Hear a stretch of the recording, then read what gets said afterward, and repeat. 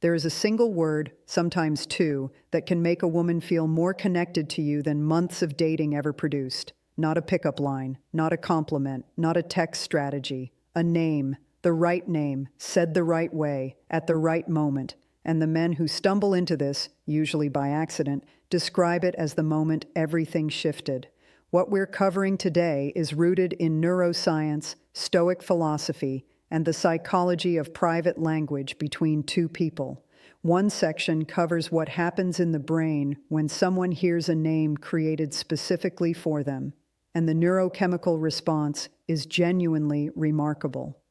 Another covers the Stoic principle that makes this work at a deeper level than any surface technique ever could. And the climax, the deepest insight in this entire video, reveals why the most powerful name you can give someone has nothing to do with creativity. It has everything to do with observation. Stay with me. Here's the honest premise. Language creates worlds between people. The specific words two people use with each other, the references only they share, the names only they use, build a private architecture of connection that makes the relationship feel fundamentally different from every other relationship in their lives. Stoicism understood this. Marcus Aurelius wrote extensively about the power of intentional language, choosing words not for performance, but for precision, for truth, for genuine communication of what is actually seen and felt. Today, we apply that principle to one of the most underutilized tools in human connection, the personalized name, what it is, why it works, how to create one authentically, and what the Stoics would say about doing it with integrity. 10 sections, real psychology, real philosophy. Let's go. Bold claim, the human brain responds to its own name differently than it responds to any other word in the language. And understanding this changes everything about how you use personalized language. Here's the neuroscience. Research published in the journal Brain Research documented that hearing one's own name activates a distinct neural response, including the medial prefrontal cortex, which is associated with self-referential processing and social cognition. This activation occurs even when people are not consciously attending to conversation, even in states of reduced awareness. Your name reaches you in ways other words simply don't. Now extend this principle. If a standard name creates this response, what does a personalized name create? A name that was invented specifically for you by a specific person based on something they observed about you that nobody else noticed. The response compounds. The brain processes not just the name itself, but everything the name represents. The observation that created it, the attention that produced that observation, the specific person who was paying close enough attention to see something worth naming. The neurochemical dimension goes further. When a personalized name is associated with warmth, safety, and genuine recognition, it begins triggering oxytocin release upon hearing it. The name becomes a conditioned stimulus for the bonding response. Over time, simply hearing you say that name in your specific voice, with your specific warmth, produces a physiological response in her that is inseparable from how she feels about you. This is not metaphor. This is documented neurobiology. Scenario. A woman named Jessica had been talking to a man named Ryan for about 3 weeks. He noticed something specific about her. The way she always found the most interesting corner of any room to sit in. The way she seemed to be quietly observing everything while appearing to be doing nothing. One evening, he said, "You know what I've started thinking of you as in my head? The cartographer. You map every room before you say a word in it." Jessica stopped, looked at him. Nobody has ever noticed that before. Ryan hadn't given her a cute nickname. He had given her a name that proved he had been watching her specifically, carefully, and with genuine fascination. What most men do wrong, they use generic pet names, babe, sweetheart, baby, that could apply to literally anyone. These names communicate warmth, but zero observation. And observation is what creates the specific neurological and emotional response we're talking about. What actually works? Find something specific about her that you've genuinely noticed. Name it. Let the name be the proof of the observation. Bold claim, a personalized name given without genuine observation behind it, is worse than no nickname at all, and the Stoics understood exactly why. Marcus Aurelius wrote in his Meditations, "Confine yourself to the present." Present moment awareness, genuine attention to what is actually happening rather than what you're performing, was foundational to Stoic practice. Applied to human connection, this principle is precise. The only names that create genuine bonds are names born from genuine presence, from actually watching someone, from being so attentive to who they specifically are that something worth naming reveals itself naturally. The Stoic opposite of this is what most men do. They reach for language that creates an impression of intimacy rather than intimacy itself. They deploy warmth as performance rather than as genuine expression of what they actually observe and feel. Epictetus was direct about this in the Discourses. The gap between what we say and what we genuinely mean is the source of most human relational failure. We speak for effect rather than for truth, and people feel the difference, even when they can't name it. The Stoic framework adds another dimension here. Stoic philosophy distinguished between preferred indifference, things that are valuable but not essential to virtue, and genuine goods, which are only virtue itself. Charm, cleverness, attractive language, these are preferred indifference. They have value, but they are not the thing. The thing is character, genuine observation, honest expression of what you actually see. When you name someone from that place, from actual character rather than strategic charm, the name carries a different weight. She feels the difference before she can articulate it. Mini story. A man named Thomas had been on 4 dates with a woman named Amara. He had been reading about connection psychology online and decided to give her a nickname, Sunshine, because it seemed warm and positive. Amara smiled when he said it, but something felt slightly off to her. She couldn't explain it to her friend. It's sweet. It just doesn't feel like me. It didn't feel like her because it wasn't about her. It was about what Thomas wanted to project. It was performance dressed as intimacy. 3 weeks later, in a genuine moment of conversation, Thomas said something completely unrehearsed. "You always do this thing where you ask the question everyone else was thinking, but nobody would say. You just say the unsayable. I love that about you." Amara felt that sentence in her body. No nickname, no technique. Just genuine observation spoken out loud. Bold claim. Couples who develop a rich private language report significantly higher relationship satisfaction than those who don't. And it starts with something as small as a single shared name. Research on idiom use in relationships, conducted by Carol Bruce and Judy Pearson across multiple long-term studies, documented that couples with the highest reported intimacy consistently maintained a larger vocabulary of private language than couples reporting lower connection. This private vocabulary included nicknames, but extended further, references to shared experiences, phrases that had accrued meaning through repetition, words that had been transformed by the history between two people. This private language does something architecturally important. It creates a world that only exists between two people, a space that nobody outside the relationship can fully enter. And that exclusivity, that sense of a private reality shared only with this one person, is one of the deepest sources of felt intimacy available. It starts small, with something noticed, named, repeated. But here's the part no one tells you about private language. It doesn't just describe the relationship. It builds it. Every time a private word or name is used, it reinforces the neural pathways associated with that specific connection. It deepens the groove. It makes the relationship feel increasingly distinct from every other relationship in both people's lives. The Stoics called this practice the repeated intentional engagement with something that matters. Virtue was not a single act for the Stoics. It was daily practice. The same principle applies here. Private language is not created in one moment. It is built through consistent, genuine, repeated engagement with the specific person in front of you. Scenario: Marcus and a woman named Claire had been together for 2 months. Early on, he had noticed that she made a specific face, eyes slightly narrowed, one corner of her mouth pulled back, whenever something interested her, but she wasn't ready to show full enthusiasm yet. He called it her maybe face. Months later, in a group conversation, she made that face about something someone said.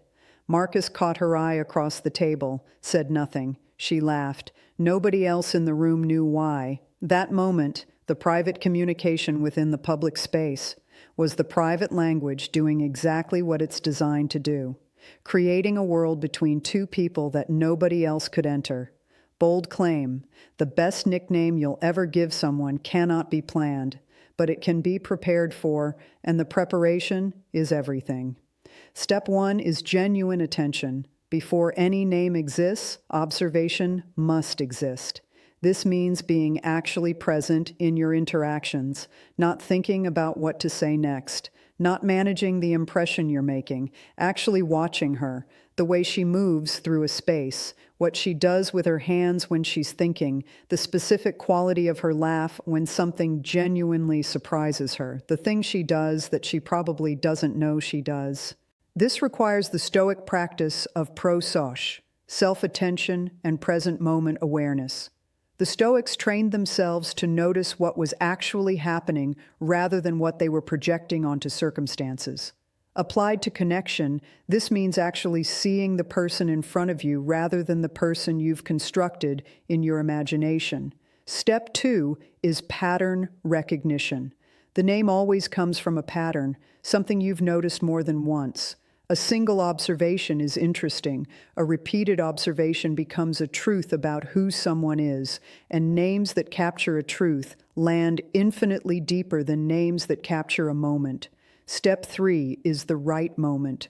Names introduced in moments of genuine connection land differently than names deployed strategically.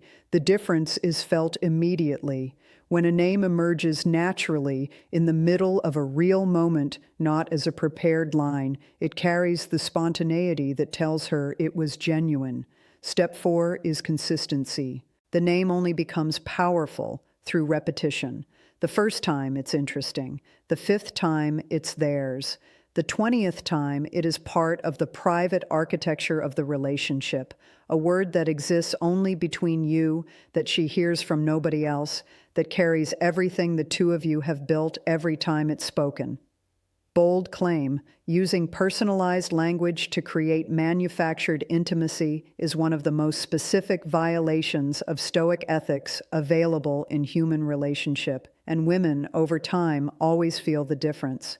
The Stoics were unambiguous about authenticity. Seneca wrote in his letters, "Let your words be consistent with your life, not your strategy, your life." A name created for genuine connection, one born from real observation, real presence, real feeling, deepens a relationship honestly. Both people benefit. Both people are enriched by the private world the name begins to build.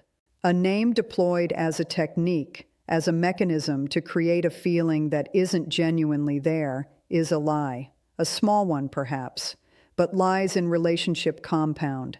They create distance disguised as intimacy, and distance disguised as intimacy is one of the more specific forms of loneliness available.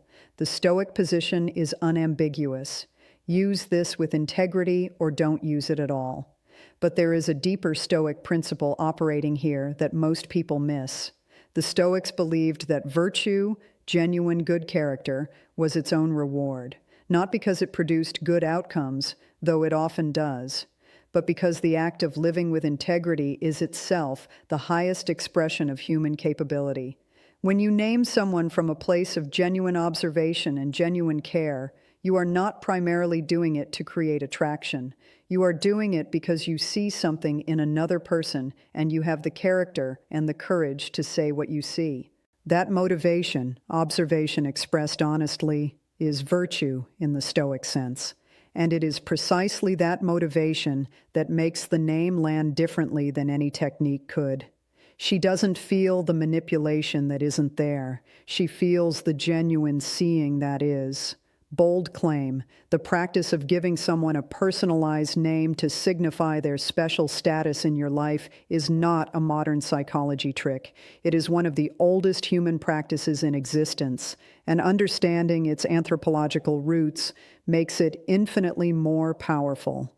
Across virtually every documented human culture, the practice of renaming, giving someone a new name that signifies their changed status or their essential nature, has carried profound social and emotional weight. In many indigenous traditions, names are not given at birth and fixed permanently. They are earned through demonstrated character and revised as the person's essential nature becomes clear. The name is not a label. It is an acknowledgement of who someone has revealed themselves to be. In Japanese culture, the practice of yobasute, calling someone by their given name without honorific, is reserved for intimate relationships. The dropped formality is itself the signal of closeness.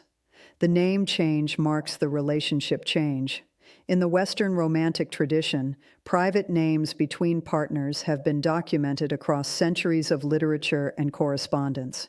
The private name is the verbal marker of the private world.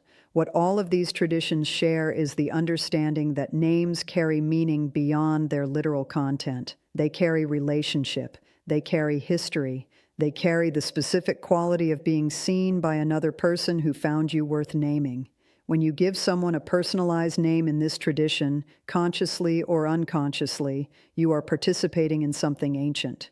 Something that every human nervous system is primed to respond to because it has been responding to it for thousands of years. That is not a technique. That is human nature. Bold claim, not all personalized names are created equal, and understanding the specific types that create the deepest emotional response will completely change how you approach this. The first type is the observation name, the name that comes directly from something you noticed about her. The cartographer, the keeper, the quiet hurricane.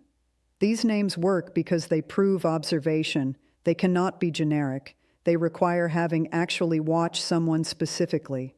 The second type is the shared experience name, the name that emerges from something that happened between the two of you. An inside reference so compressed it fits in a single word. These names work because they are exclusive. They belong to the private world you've built together and exist nowhere else. The third type is the becoming name, perhaps the most powerful of all. This is the name that acknowledges not who she is now, but who she is becoming, the direction she is moving, the version of herself she is growing toward.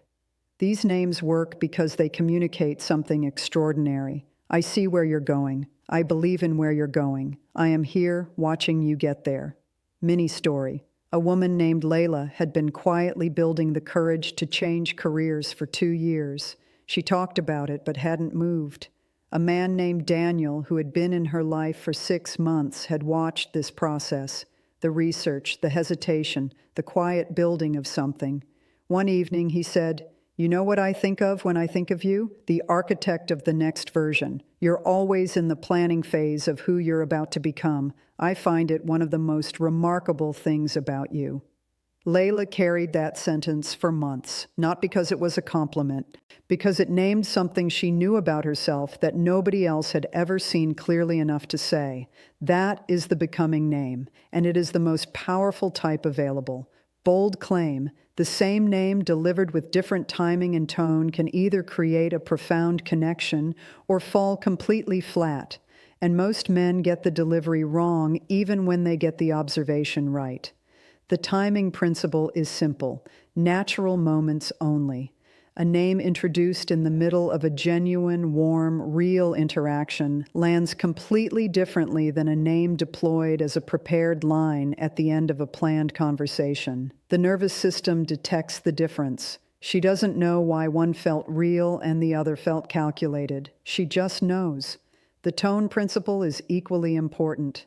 The name should be introduced with the quiet confidence of someone sharing an observation, not the tentative energy of someone hoping for a particular reaction. Uncertainty in the delivery undermines the name before she has time to receive it. I've started thinking of you as something. Pause. The quiet architect. Because you're always building something in the background that nobody sees until it's finished, said at the right moment, held with genuine warmth, without waiting anxiously for her reaction. The follow-through principle is what most men miss entirely.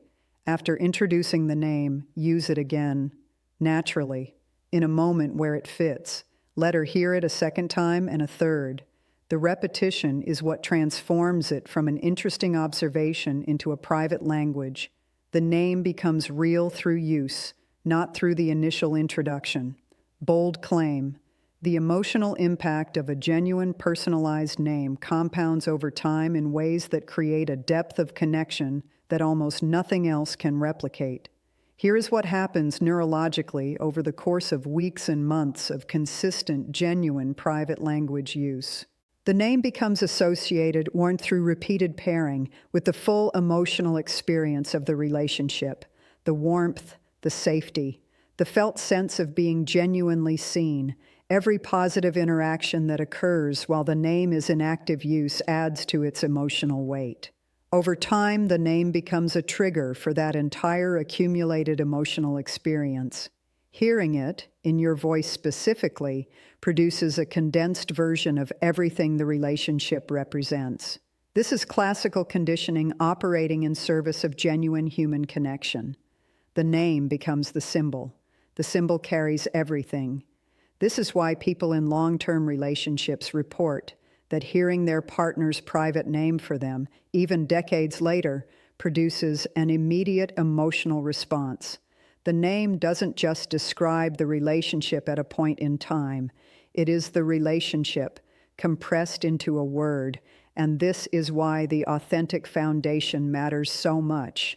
A name built on genuine observation, genuine care, genuine attention, that name accumulates genuinely positive emotional weight. It becomes something that enriches both people every time it's spoken. A name built on performance accumulates something different. The truth eventually surfaces in the gap between what the name promised and what the relationship delivers. This is the truth reveal, the deepest psychological insight in this entire video. Bold claim. The most powerful name you will ever give someone is not the most creative one. It is not the cleverest one. It is the one that makes her feel, for perhaps the first time, that someone saw something in her that she always knew was there, but never had language for. Here is the truth. Every person carries a version of themselves that they have never fully seen reflected back.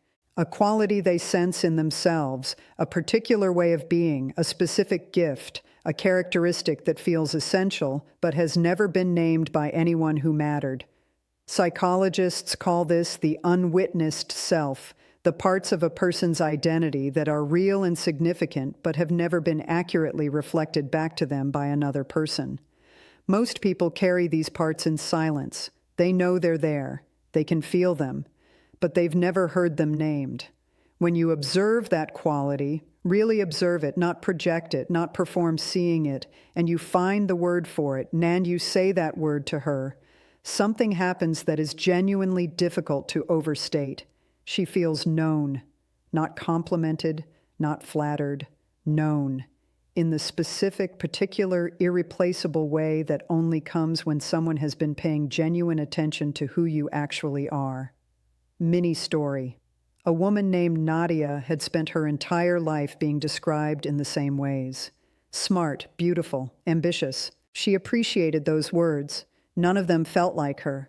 A man named James had been watching her for months. He noticed something nobody else named, the way she always found the thing worth preserving in situations other people wrote off. The dying plant she revived, the friendship she refused to abandon, the conversation she stayed in long after others had left, the quiet, persistent refusal to give up on things that still had life in them. One evening he said, "You know what I think you are? A keeper, not in the relationship sense, in the original sense. Someone who keeps things, preserves them, refuses to let good things disappear just because they got hard.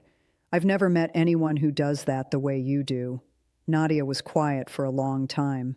Then, I've been waiting my whole life for someone to say exactly that.